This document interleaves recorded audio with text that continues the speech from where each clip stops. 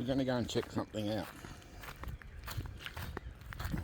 I reckon a bowerbird's got a nest behind here. It's one of those birds I feed, and it has the most amazing nest. So we're going to go into the dog paddock, we call it.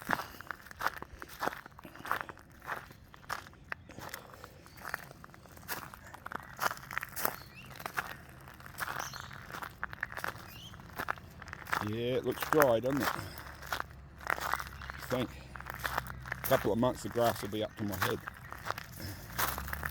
That's no joke. Yep, there's a bower here. Now what they do is they collect objects. Some of them have preference for colours.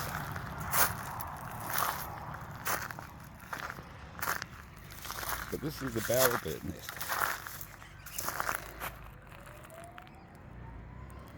I don't know, there's sirens going on. But that's the nest in there. That's the bower. And what it does, it collects all these different coloured objects. Pinch some of them from me. There's that lid I'm missing. And they do a dance out in front. So, yeah, amazing nest. Yeah, I can see it's pinched all those tops off the water bottles when I put them out that day. But anyway, they can have it. But yeah, if I stand here too long, I'll probably die from heat and humidity. It is so humid.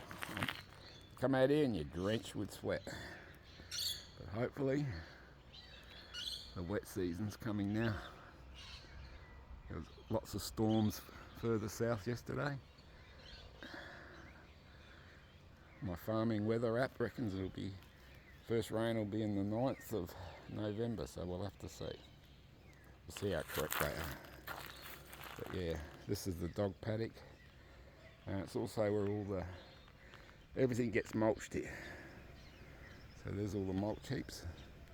But they're getting a lot of material there, and in the end they're going to have a fire probably.